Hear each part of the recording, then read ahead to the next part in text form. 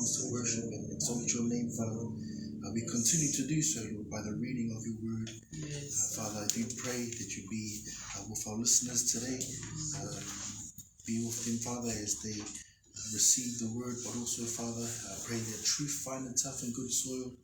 And what's not of truth, Lord, it'll fall on deaf ears. Father, be with me as I speak, Lord, as I read from your word.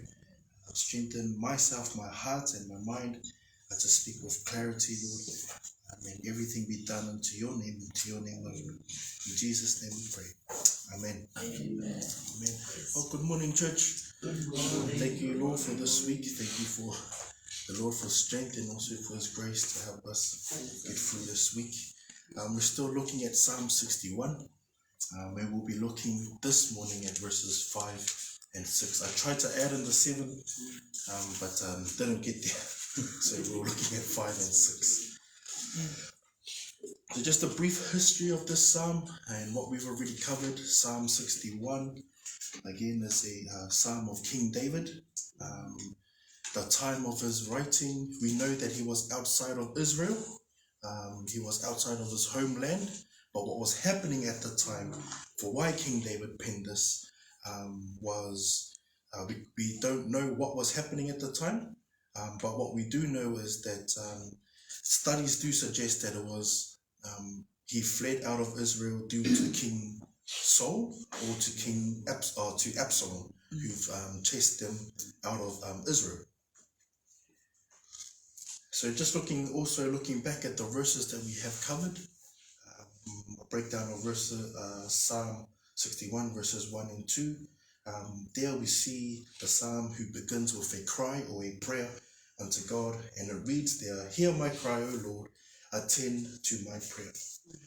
We see King David's character as he always turns back to God, as he always seeks comfort from no one else but God.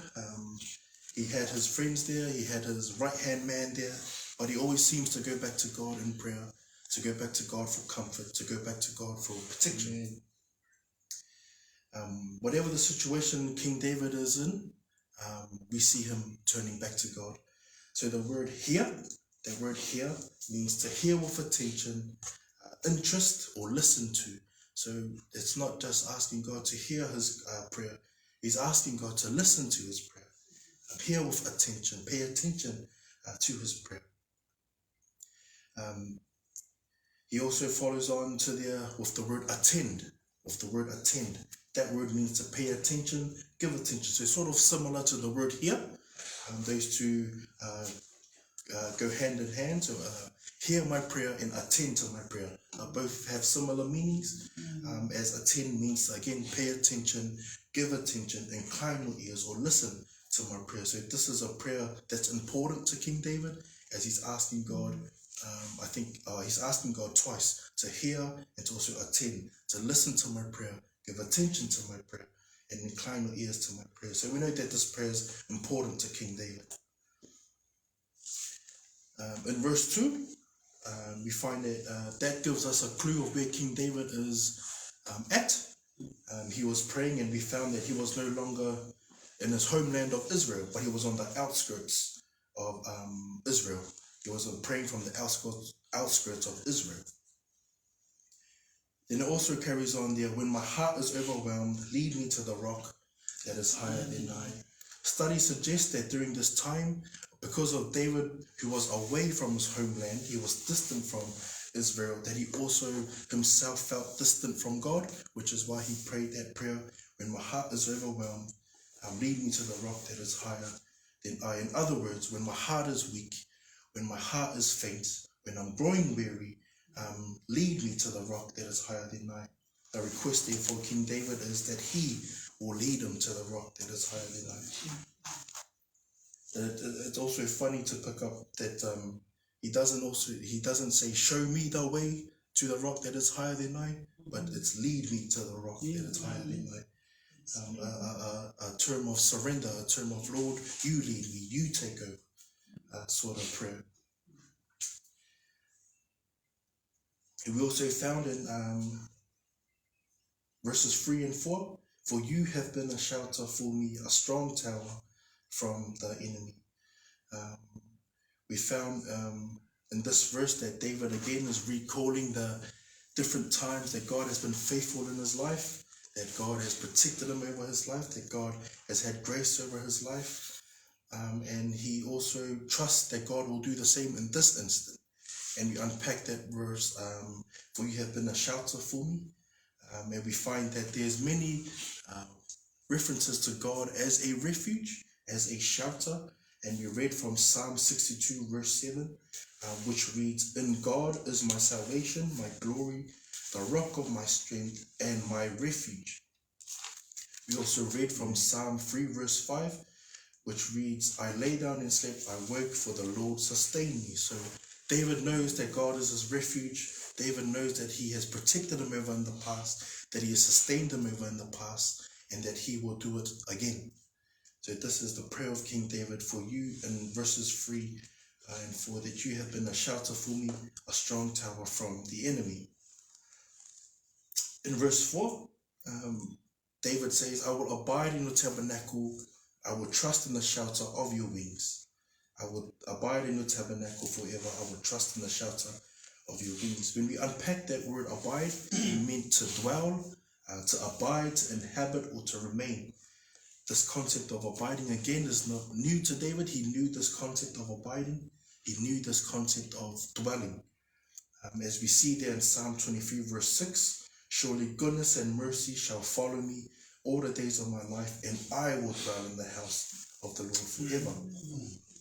We also read from Psalm 27 verse 4, "One thing I have desired of the Lord is that I will seek, that I may dwell in the house of the Lord all the days of my life, to behold the beauty of the Lord and inquire his temple." So this concept of dwelling, this concept of abiding is not new to David. He understood this concept, that he would abide in the Lord, that he would dwell with the Lord, that he would enjoy the company of the Lord, he would enjoy his protection, he would enjoy his service.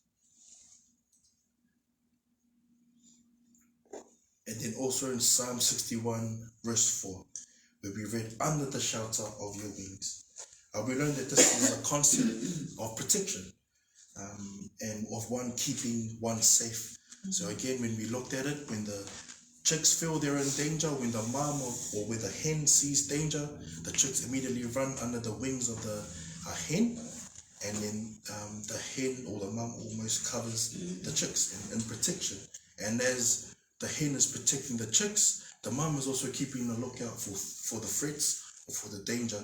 That's the same concept David is using here, that when there is trouble, when there is distress, that he can run under the shelter of the wings of our Lord. But in the same time that he's being sheltered, he finds comfort. At the same time, he's under the wings of the Lord, he finds protection and security. So again, thank you for being with me as we go through that mini recap. So now we've come to our two verses this morning, which is verses 5 and 6. Psalm 61 verses 5 and 6. If I can have our Samoan family please read, "Salamo no se fulu, male tasi fai upu lima, male ono." Salamo no se fulu, male tasi fai upu lima, male ono. Ia Awa oe te tuai, oe whafo mai a tautonga. Oe foina mai le tofi oe mastau ilo wapa. E te whaoala roaina, le soifua o te tuku. Ia ea o te sama, ia o te tukulanga. Psalm ono taha, "Ve sinima ki he ono kupehe ne lau. E ka koe Elohim, ko ke ongoa e ku ngahi tuku mo ui. Ko ke tūtu uni mai a e tō fia o haa apasia ki hohu wafa. Koe mo ui ai tu I te ke whakatolonga, a hono ngahi tau ke lau tau tangata." Brother Vai, if I can have you please read Psalm 61 verses 5 and 6. 5 and 6. "For you, O God, have heard my vows. You have given me the heritage of those who fear your name. You will prolong the king's life, his years as many generations." So we begin in Psalm 61 verse 5. We observe in this text that David again is recalling to the past, that, and the word that identifies that is the word heard. Heard, it's in the past tense. So we see from observation that these vows made to God was made beforehand. And the word vow comes from the Hebrew word neder, which means a promise of God or a thing promised. So a promise to God or a thing promised.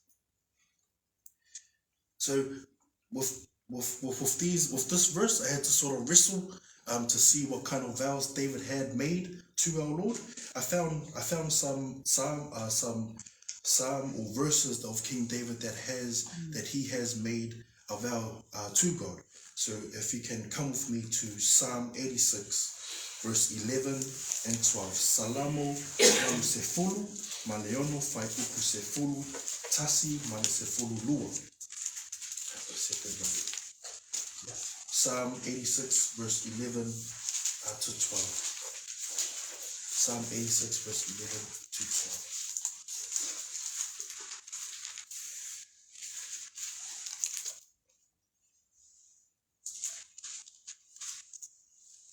If I have my Samoan family, please read Psalm 86, verse 11 to 12, please. Ia.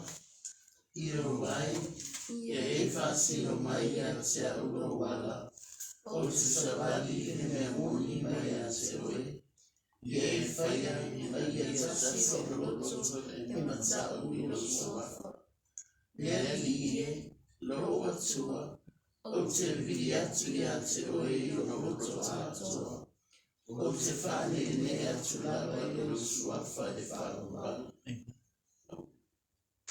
Brother Vai, if I can have you read Psalm 86, verse 11 and 12. Teach me your way, O Lord. I will walk in your truth.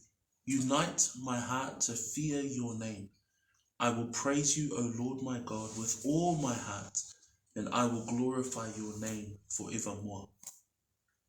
So the vow that King David there and the promise that he made to God is almost like a promise of obedience. Obedience. Teach me your way and I will walk in your truth. Yeah. That definite claim of an answer of I will. It's not I might. It's not I will think about it. It's a definite I will. It's a definite certain claim that David makes. If the Lord will teach me your ways, then I will walk in your truth. We also see there in verse 12, unite my heart to fear your name. And again, I will fear, sorry, if I can have Brother Vai, please read 86 verse 12, please. I will praise you, O Lord my God, with all my heart, and I will glorify your name forever. And so unite my heart to fear your name, and I will glorify your name forever. Again, the certainty of I will. Again, it's not a I might or I think about it. It's a unite my heart to fear your name, and I will glorify your name forever. Charles Spurgeon says this about vows. Vows may rightly be joined with prayers when they are lawful, well considered, and truly for God's glory. It's a great mercy on God's part to take any notice of the vows and promises of such faithless and deceitful creatures as we are. What we promise to him is due already to him. And yet he dies to accept our vows as if we were not so much his servants as his free suitors who could give or withhold pleasure. So how gracious is our God that he will listen when we make vows or when we make I will statements. Even though everything is due to him, he is still willing to listen, still willing to consider the vows that we make. He is still faithful to hear those statements. But I also like to add there what Charles Spurgeon says, that vows may be rightly joined with prayers when they are lawful, when they are considered and truly for God's word or for God's will. When we make vows, let it be done unto the name of God. God is a God who cannot be mocked, so let everything be done for him. So when we do make vows or when we do make I will statements, let it be done lawfully and also considered and true to God's word. David continues on, you have given me the heritage of those that fear your name. You have given me the heritage of those that fear your name. The concept David is addressing here to those who fear the name of the Lord. Now, those who believe will understand this fear. So David is addressing believers, or addressing himself as a believer, those who fear the name of the Lord. This reverence are only those who believe, or only those who fear the name or hold God's name to high esteem. The word heritage there comes from the Hebrew word yarsho, which means possession or an inheritance. So we see that the Lord gives to David the possessions or inheritance. Now, whose inheritance are they? Or whose inheritance is it? It's those that fear the name of the Lord. Now, the word fear comes from the word yare, which means reverence. So we see that good things come out of those that fear the name of the Lord, or those who are believers and fear the name of the Lord. If I can have Brother Vai, please read Proverbs chapter 10, verse 27. Proverbs chapter 10, verse 27. 10:27. The fear of the Lord prolongs days, but the years of the wicked will be shortened. Han, if you can please read Proverbs 19, verse 23. Proverbs 19, verse 23. Proverbs 19, verse 23. The fear of the Lord leads to life, and he who has it will abide in satisfaction. He will not be visited with evil. So we can see there that the fear of the Lord is a good thing. The fear of the Lord, 1, prolongs life. The fear of the Lord, 2, leads to life. And Amen. the fear of the Lord, and 3, are those, whoever finds it, those who abide in it will be satisfied. As we read through the book of Proverbs, we as believers who fear the name of the Lord, we get it prolongs life. It prolongs our life. The fear of the Lord for us leads us to life. And it also gives us, when we do abide in it, then it gives us satisfaction. Another one is found in the book of Romans, chapter 8, 16, 17. Romans chapter 8, verse 16 and 17. And it reads this: the Spirit himself testifies with our spirit that we are children of God. The Spirit himself testifies with our spirit that we are children of God. We get to be grafted into the spiritual blessings of Israel. Other things that will follow it will be stuff like prayer, peace, and this comes with the adoption into the family of God. So for those who fear the Lord, we get an inheritance, and that comes with of what comes with it. Again, this is prayer in times of trouble, in times of distress, and even in Thanksgiving. We as believers can come to the Lord in prayer. We become children of God. We as believers are adopted into the family of God. And we also have peace in the midst of trials, trouble, and tribulation. So these are the spiritual blessings that come with being grafted in to the spiritual blessings of Israel, that we get times to come to the Lord in prayer, that we get times of when we were going through tribulations, the Lord gives us peace in times of trouble and distress. So in Psalm 61 verse 6, we're moving on to verse 6, it reads there, you will prolong the king's life, his years as many generations.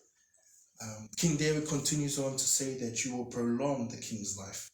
And again, as we read that this could be because David feared the Lord. And as we read in the book of Proverbs, that if you fear the Lord, a good thing that comes with it as it prolongs your life. So David here is saying that you will prolong the king's life, his years as many generations. David looks back at his time and in his life, he's had death threats, he has people driven him out of Israel, yet the Lord, he still feared the Lord more. He still prayed, he still trusted, he still relied on the Lord to bring him through. This, however, is not necessarily a life forever. but it's added on to his life, as we read, that those who fear the Lord, his life has been added to live more. But it's not necessarily a eternity living here on earth.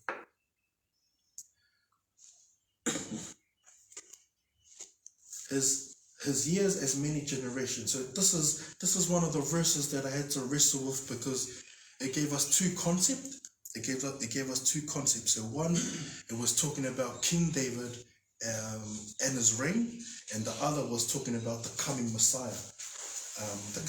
So I had to wrestle with these two, with this verse, to see what was what's the truth drawn from it. And as we get to this part, his years as many generations, Charles Spurgeon sums the whole verse up, and he sums it up like this. We learn from the studies of Charles Spurgeon that when it says in his years of many generations, it says this: he lived to see generations after generations personally. In his descendants, he lived as king, though a very long period his dynasty continued for many generations. And in Christ Jesus, his seed and son, spiritually, David reigns forevermore. So David is we can see from the study of Charles Spurgeon that even though he's talking about himself, but he's also thinking ahead for many generations to come, that if he was to die, and he knows that his life on earth is not forever, so his reign as king physically here on earth will end, but he's also looking to the coming seed, which is the Messiah, and he will continue to reign with the Messiah. That's the concept when he says his years as many generations to come. King David's life ended way back in his time, but he still reigns because the seed for Jesus descends from his line, so he continues to reign with the Messiah. An encouragement for us is that we as believers keep that in mind, that though we see our lives slowly coming to an end here on earth, that we look forward to the hope that we have in Christ Jesus. An application for us today as believers is to continue to have reverence for the Lord. We live in a world right now where the world is very hostile to God, where there's no more reverence, it's rare that we see reverence or believers who fear the Lord. It's very, very rare that everything has been hostile against God. Everything that they've come up with, everything that's been put into place are things that are hostile to our Lord.